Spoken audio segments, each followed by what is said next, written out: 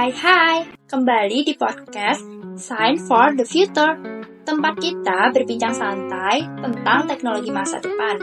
Bareng aku, Syahwa Adila, akan nemenin kalian buat bahas lebih lanjut tentang teknologi hijau.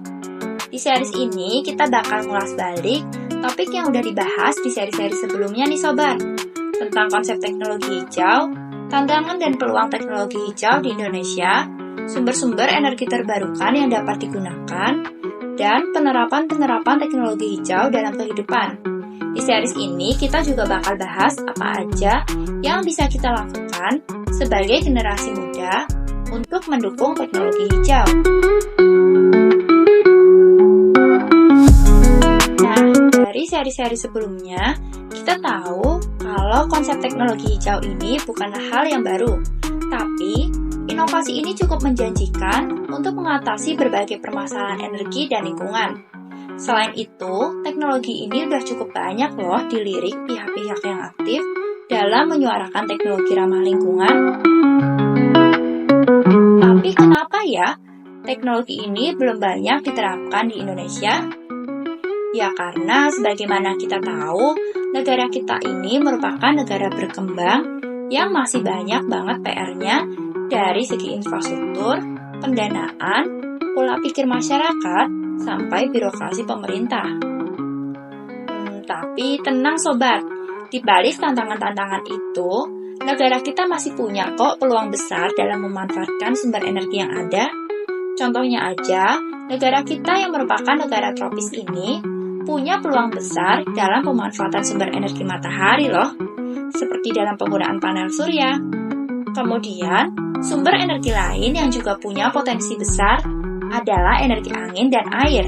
Kedua sumber energi ini juga digunakan untuk pembangkit listrik atau teknologi lainnya, dengan memanfaatkan energi kinetik yang dihasilkan oleh turbin. Selain itu, ada energi lain yang gak kalah kerennya loh, yaitu energi dari sampah. Sesuatu yang sering kita sepelein tapi ternyata ada manfaatnya. Contohnya aja dalam teknologi pengomposan canggih dan produksi bioplastik dari limbah organik.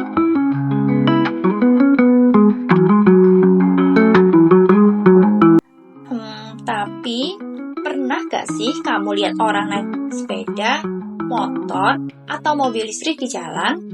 Itu juga teknologi keberlanjutan dari sumber energi terbarukan yang menerapkan konsep teknologi hijau loh. Selain itu, ada juga teknologi lain kayak hidrogen hijau yang memanfaatkan elektrolisis air, bangunan ramah lingkungan, atau smart city yang inovasi penerapannya sangat beragam, serta Internet of Things dan Artificial Intelligence yang digunain buat efisiensi energi dan cocok banget diterapin di berbagai sektor, salah satunya sektor pertanian modern. Yang intinya, dari semua inovasi yang ada, teknologi ini diciptakan buat ngurangin dampak negatif dari energi-energi tak terbarukan terhadap bumi kita. Dari banyaknya inovasi yang telah diciptakan, mengartikan juga bahwa sudah banyak pihak yang melek terhadap teknologi hijau ini. Ini tentu membuka peluang besar bagi generasi muda untuk terlibat dalam industri teknologi berkelanjutan. Dengan semakin meningkatnya peluang teknologi hijau, peran anak muda dalam menciptakan solusi berkelanjutan menjadi sangat penting. Hal ini karena teknologi hijau bukan hanya soal menyelamatkan bumi loh, tapi juga tentang menciptakan masa depan yang lebih sehat dan lebih lestari. Kita semua tahu bahwa anak muda adalah agen perubahan. Dengan kreativitas, semangat, dan kemajuan teknologi digital, kita sebagai generasi muda bisa loh menciptakan inovasi yang luar biasa. Seperti kata mantan Menteri Lingkungan Hidup dan Kehutanan, Siti Nurbaya, berdasarkan survei terbarunya, mengatakan bahwa Gen Z telah sadar akan isu perubahan iklim dan bersedia bertanggung jawab serta mendukung produk ramah lingkungan. Beliau juga menilai keterlibatan Gen Z dalam mencapai target-target nol emisi, menunjukkan komitmen mereka dalam upaya mitigasi iklim. Survei lain juga menunjukkan bahwa generasi milenial dan Z lebih menyukai produk ramah lingkungan. Bahkan mereka bersedia membayar lebih untuk produk tersebut.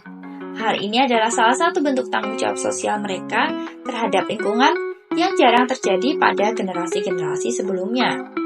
Selain itu juga, generasi muda dinilai mempunyai akses informasi dan teknologi yang cenderung lebih luas dibandingkan generasi sebelumnya.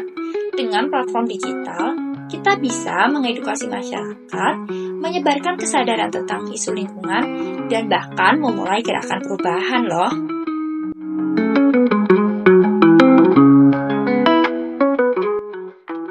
Lalu, langkah nyata apa sih yang bisa kita lakukan sebagai generasi muda untuk berkontribusi dalam teknologi hijau?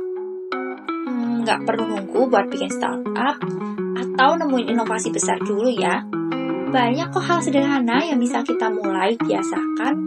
Contohnya aja dengan ngurangin ketergantungan terhadap AC. Kita bisa menggantinya dengan memperbanyak ventilasi udara di sekitar kita. Bisa juga dengan ngurangin ketergantungan kita terhadap plastik, dengan membiasakan untuk membawa tempat makan dan minum sendiri. Selain itu, kita juga bisa mulai disiplin dalam menggunakan listrik. Contohnya dengan mematikan lampu saat tidak digunakan, mencabut cas HP saat sudah penuh, dan perilaku-perilaku lainnya. Selain itu, kita juga bisa manfaatin akses digital yang kita punya loh. Sekarang aku tanya, berapa banyak akun media sosial yang kalian punya? 1, 2, atau 3? Aku yakin hampir semua dari kita pasti punya yang namanya media sosial. Dari mulai Facebook, Instagram, TikTok, atau platform-platform lainnya. Nah, media sosial itu bisa banget kita manfaatin buat edukasi dan kampanye tentang kesadaran lingkungan. Kita juga bisa join komunitas yang bergerak di bidang lingkungan dan teknologi hijau, mendukung produk dan perusahaan yang menerapkan prinsip keberlanjutan atau dengan menerapkan gaya hidup yang lebih hijau, seperti tadi mengurangi penggunaan plastik, menggunakan transportasi ramah lingkungan, dan mendukung ekonomi sirkular yang pada akhirnya gerakan-gerakan kecil ini akan membawa pada perubahan keberlanjutan. Jadi, teknologi hijau ini bukan hanya tentang inovasi, tapi juga tentang tanggung jawab kita sebagai generasi masa depan. Langkah kecil yang kita ambil hari ini bisa berdampak besar bagi bumi kita di masa depan. Jadi, yuk mulai dari sekarang. Terima kasih sudah mendengarkan podcast ini. Jangan lupa share ke teman-teman kalian agar semakin banyak yang peduli dengan bumi kita. Sampai jumpa di lain kesempatan.